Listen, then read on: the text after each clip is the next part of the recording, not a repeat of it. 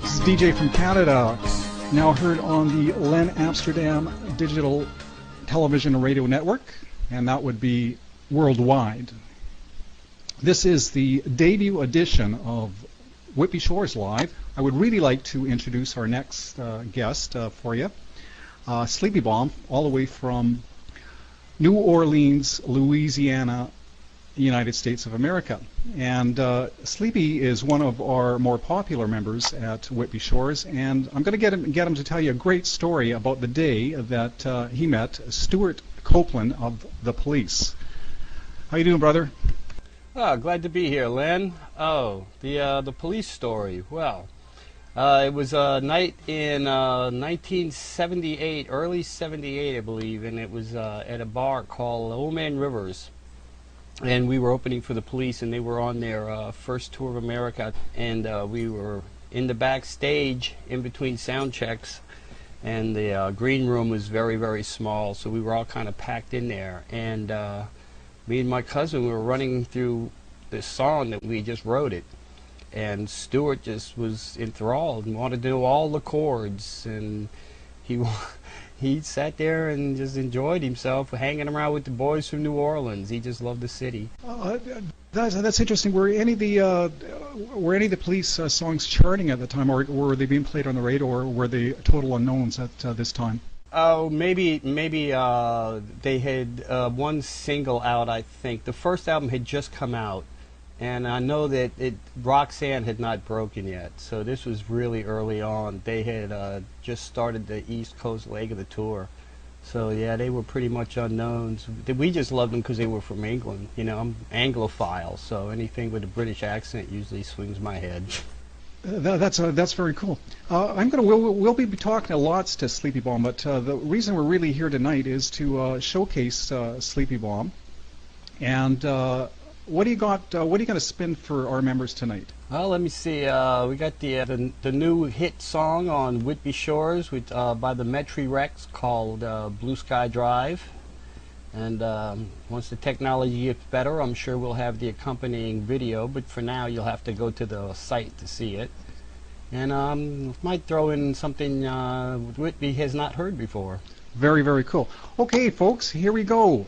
The Metry Mike, Blue Sky Drive, now heard on Whitby Shores Television and Radio. All right, here we go.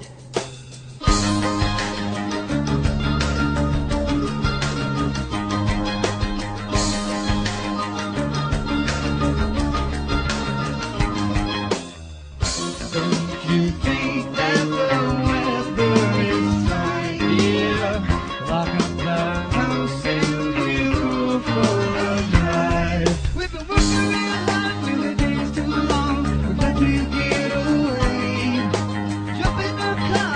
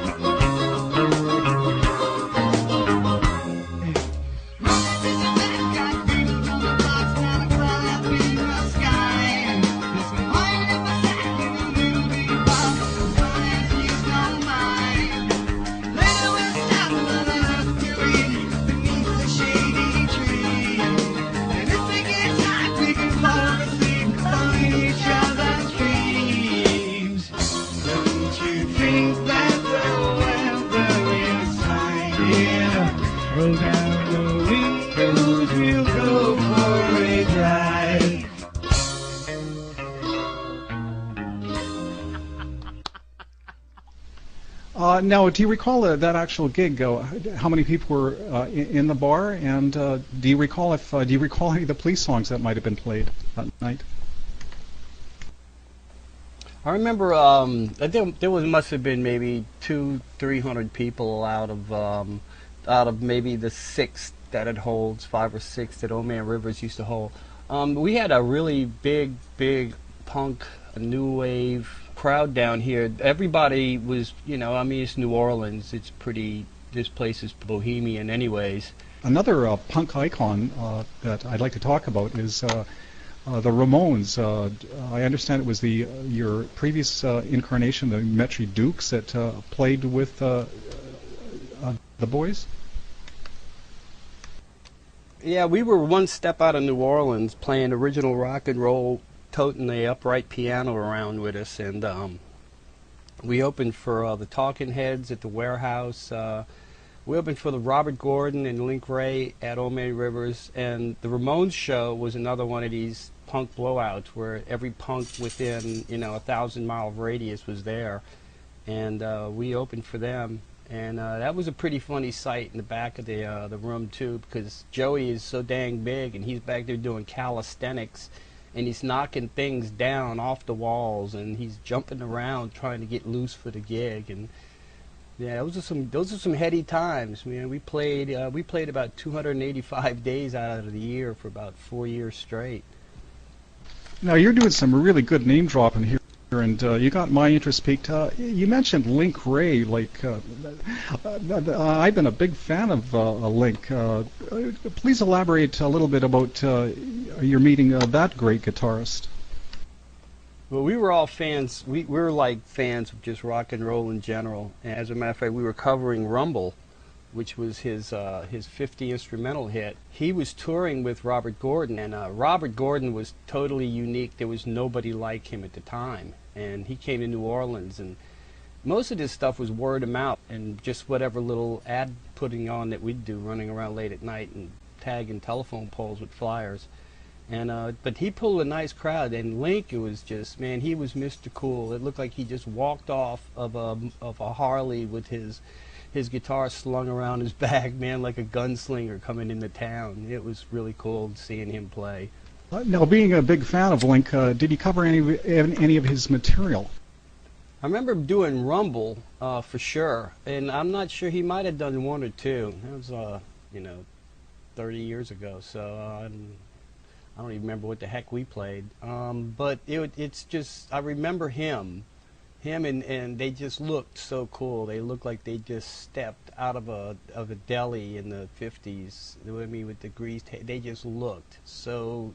Yeah, I got you. The Fonz. Yeah, I seen Robert Gordon in Vancouver about 1990, and he was playing with Chris Spedding, and that was part of his look. He had the leopard skin jacket and like the slick back hair. That was a part of the show. But anyways, we're running short on time, and it is time to pause for the Sleepy Bomb cause. So let's end it all with a Sleepy Bomb track. And Mike, if I could get you to introduce it for Whitby Shores Television and Radio. Thanks a lot, buddy. It was good talking to you. All right, Len. Yeah, it's a pleasure. I enjoyed talking to you, and I loved Whitby Shores. And just for the heck of it, here's a police sound-alike knockoff called Here Comes the Scary Part.